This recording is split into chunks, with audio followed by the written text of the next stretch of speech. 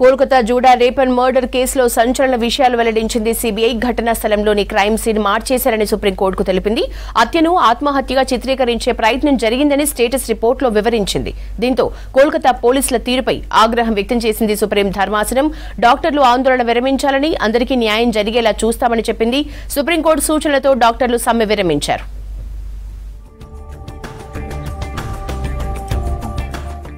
బెంగాల్లో junior doctor rape and murder కేసులో status రిపోర్టును సుప్రీంకోర్టుకు సమర్పించింది సిబిఐ. క్రైమ్ సీన్ మార్చేశారని కోర్టుకు తెలిపింది. 5 రోజుల తర్వాత ఘటనా స్థలానికి వెళ్లేసరికి క్రైమ్ సీన్ మారిందని తెలిపింది. జూడాది ఆత్మహత్యగా చిత్రించే ప్రయత్నం జరిగిందని సుప్రీంకోర్టుకు వివరించింది సిబిఐ.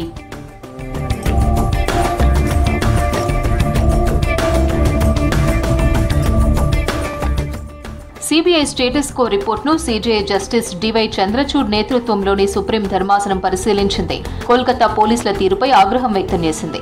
రేప్ అండ్ మర్డర్ ను సూసైడ్ గా చిత్రించడాన్ని తీవ్రంగా తప్పుపట్టింది. పోస్టుమార్టం ముగిసిన తర్వాత 18 గంటల వరకు క్రైమ్ సీన్ ఎందుకు సీల్ చేయలేదని పోలీసులను ప్రశ్నించింది. అసిస్టెంట్ సూపరింటెండెంట్ ఆఫ్ పోలీస్ తీరు అనుమానాస్పదంగా ఉందని కామెంట్ చేసింది. తదుపరి విచారణకు ఏఎస్పీ హాజరు కావాలని ఆదేశించింది సుప్రీం ధర్మాసనం.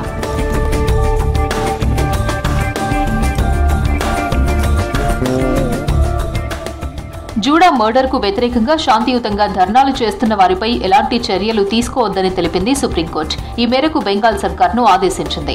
సమ్మె చేస్తున్న డాక్టర్లు వెంటనే డ్యూటీల్లో చేరాలని సూచించింది.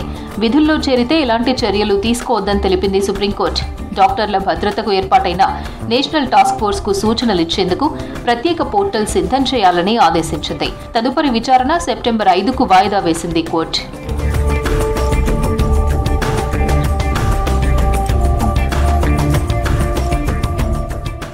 జూడా రేప్ అండ్ మర్డర్ కు నిరసనగా 11 రోజులుగా కొనసాగుతున్న సమ్మెను డాక్టర్లు విరమించారు. సుప్రీంకోర్టు తమ సమస్యలు పరిష్కరించడంతో సమ్మెకు ముగింపు పలికామన్నారు. సమ్మె విరమణపై ఆర్డీఏ, ఎఫ్ఏఐఎంఏ ప్రకటన చేశాయి. సుప్రీంకోర్టు ఇచ్చిన హామీ ఆదేశాల ప్రకారం ఈ నిర్ణయం తీసుకున్నట్లు తెలిపాయి. हमारे ऑनरेबल चीफ जस्टिस हैं इंडिया के, वो कॉग्निसेंस ले रहे हैं, इन सब चीज़ों पर संज्ञान ले रहे हैं और हम उन पर भरोसा करते हुए अब अपने काम को फिर से शुरू करने की आज से अपील कर रहे हैं. इसकी जो जनरल बॉडी है उन्होंने डिसाइड किया है कि हम अपनी स्ट्राइक कॉल ऑफ करेंगे, लेकिन हमारा प्रोटेस्ट और संघर्ष जो है जस्टिस के लिए और हेल्थ केयर वर्कर्स की सेफ्टी के लिए वो जारी रहेगा. బెంగాల్లో శాంతి భద్రతలను రక్షించడంలో సీఎం మమత సర్కార్ విఫలమైందన్నారు బీజేపీ నేతలు. జూడా మర్డర్ కేసు నిందితులను టీఎంసీ రక్షిస్తోందని ఆరోపించారు. మరోవైపు సీఎం పదవికి మమతా బెనర్జీ వెంటనే రాజీనామా చేయాలంటూ భారీ ర్యాలీ తీశాయి బీజేపీ శ్రేణులు.